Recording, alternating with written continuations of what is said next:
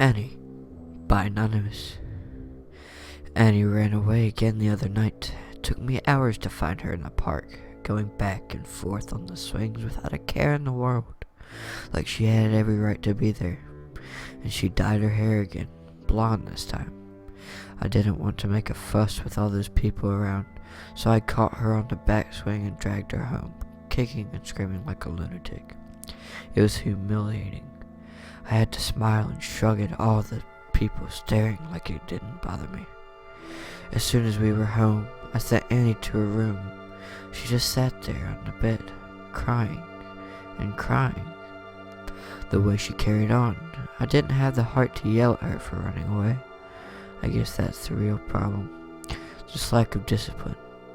I've never been good at tough but fair. I'm always going too far one way or the other. Like a few months ago when she came at me with the kitchen knife. For a minute, I really thought she was trying to hurt me. My own sweet angel. But afterward, she just lay there in my arms so quiet, letting me stroke her hair and sing her a lullaby like nothing had ever happened. But then there was that other time when she started messing around with my doll collection. They're such fragile things, my dolls. And Annie was playing so rough she wanted to break them. I love those dolls. They remind me of when everything was easier, when I wasn't stuck in this house all day long with Annie's tantrums and Bill's moping. I got upset and I hit her. I was so ashamed, and when she ran away that night I didn't go after her right away. I just stayed there, crying and feeling like the worst mother in the world. I tried to be gentler after that, more understanding. So instead of getting cross with Annie, I let her stay in the room and cooked her some dinner. I turned up the TV real loud so I wouldn't hear the racket she was making in there. She makes such a mess sometimes, and it makes me so angry. The way she breaks her things like she doesn't even care about them anymore. I bought her a puppy once, but she wouldn't even touch it, like she was scared of it. The very day I decided to take it back to the pet store, it vanished. I found Annie in the backyard, holding a little trowel, sitting on a pile of dirt. I helped her wash up and never mentioned it again.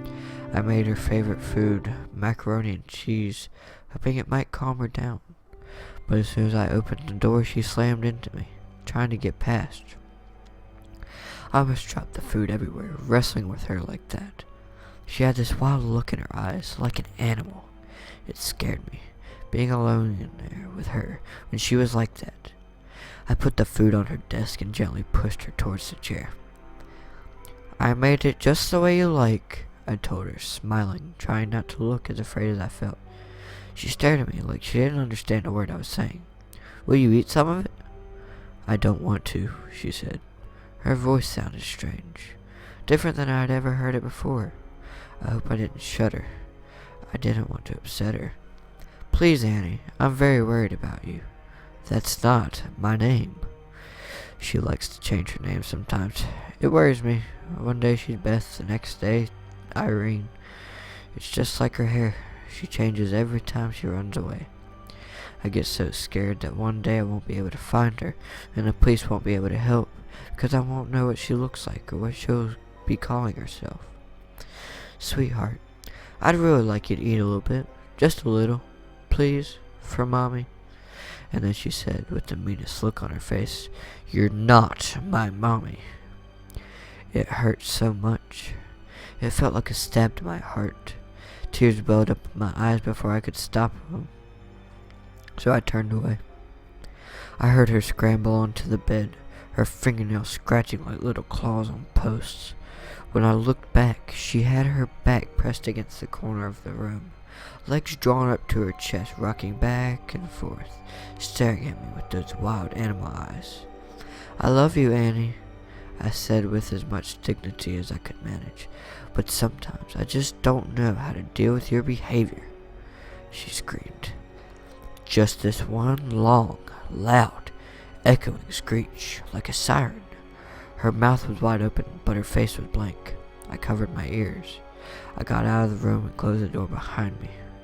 I had to collect myself before I could go see Bill. He's been so odd lately.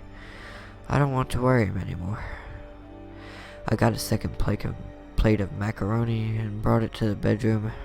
It's where he spent all his time, lying in the bed. "Honey, I made dinner." He didn't answer, didn't even roll over to look. I picked up the plate from this morning, the food on it untouched, and the new one down where he could reach it. Annie's back. I found her in the park. She's pitching a fit in her room already. You must have heard the scream. I always try to keep her quiet. Told her that Daddy needed rest, but she never listened. Sometimes I wonder if he could even hear her. He never got up to see what was wrong. I knelt beside the bed to look into his eyes, and he stared back at me, not saying a word. He'd been like the first time since Annie ran away. They'd been alone together. Then she had run off and he'd stopped talking. He'd lay down and never got back up. He lost his job, he lost so much weight, and he hardly even looked like the man I'd married. I kissed him on the forehead and left. As I closed the door behind me, I thought I saw him start to get up, but I guess I must have imagined it. And he kept on with that awful screaming for hours. I stayed in the living room, sitting on our big 3-person couch alone. Turned up the TV as loud as I could, played music, turned on the blender, tried everything I could do to drown out the awful screaming. It was like nails being driven into my ears, like spiders crawling up my neck, like ice water splashing on my legs. Finally, it stopped. I thought maybe she'd finally tuckered herself out, but then the scratching started. That was almost worse. It started out quick, rhythmic, but it got slower as time went on. Sometimes Annie would make an awful noise like she was crying again. I started to worry that she might be hurting herself, but I couldn't get that awful thing she had said to me, or that wild look in her eyes out of my head. I just stayed in the living room and I tried to sleep. I don't know how it got to be like this. I've thought about taking her to a doctor, but they always give her these strange looks. It's gotten to where I don't dare to go see the same doctor twice. I'm afraid that they might be thinking of taking her away from me, of doing something awful to her. I've thought about calling in a priest. I know that must sound crazy, but the way she gets sometimes, like she doesn't even know me, it scares me so much. She'll call out to the people who aren't even there, shout names I don't know like they're real people. And there was that business with the kitchen knife. It wasn't the first time she's tried to hurt me. She smuggles rocks into the house. She tries to hit me with them when my back is turned. And when she gets really wild, she'll bite and claw at me. Some days I start to wonder if she's really my little girl, or something else wearing her face, haunting me. After a long time, the scratching stopped, and everything got quiet. I sighed with relief.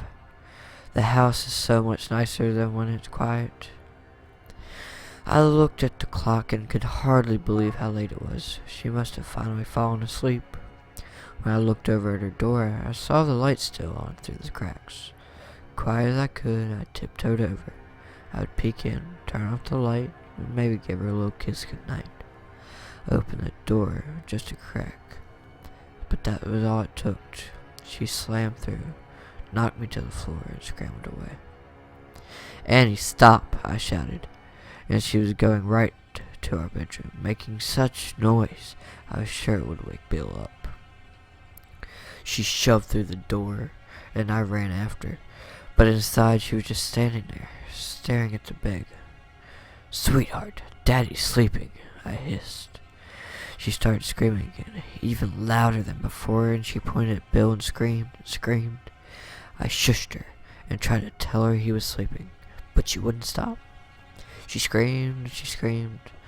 The sound pierced through me, tore apart every nerve in my body, and I covered my ears and I scratched my face. And soon I was screaming too, just as loud as she was. I took her up in my arms and we screamed together. I hugged her as tight as I could, squeezed her to me, wishing I could do something, anything to make it stop. I held her so close I could feel her heartbeat, how soft and quiet it was, growing quieter and quieter. She stopped screaming, there in my arms, and soon I stopped too. I sank to my knees, holding my little girl in my arms, stroking her hair. I don't know how long we stayed like that. It was so dark in the bedroom.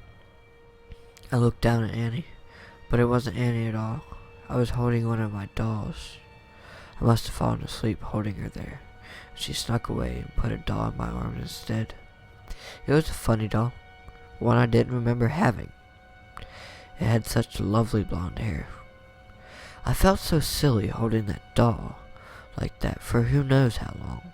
I got up and I carried it to the closet where I kept my other dolls and laid it there. There were so many dolls, and they were all so big, and I was starting to run out of room, but I couldn't throw them out. They were so pretty. Such lovely dolls. They all looked different, but every single one reminded me of Annie. I checked around the house, but she was gone. She must have been very upset to run away twice in just 2 days. Got my coat, got ready to go look for her again. Before I left, I went back into the bedroom to check on Bill.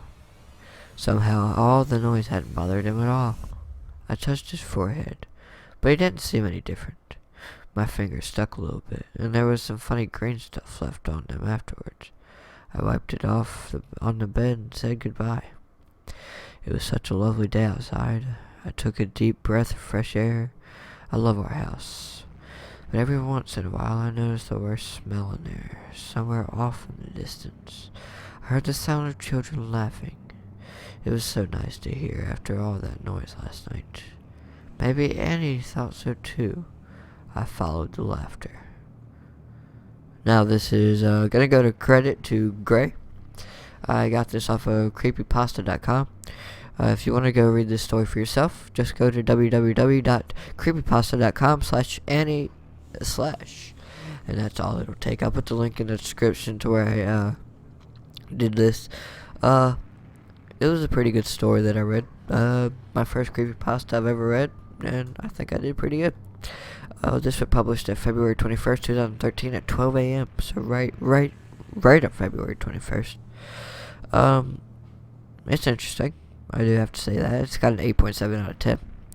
It wasn't the best one I've heard. It kind of just left you off. I'm just guessing the dolls were Annie. And I can already tell you that's what it was. But I don't know. I'm really not this creepy. If I did sound creepy at all to you, there's much better people than me. But it did. It sound it was pretty good. So yeah. But I appreciate everybody watching if you did watch, and I hope to see you guys next time on my next creepypasta video. It is 8:03 p.m. I'm tired. I want to go to bed, and my voice hurts, so I'll be leaving. So make sure you subscribe down below. Make sure you like the video and leave a nice comment. Appreciate you guys staying here. Peace.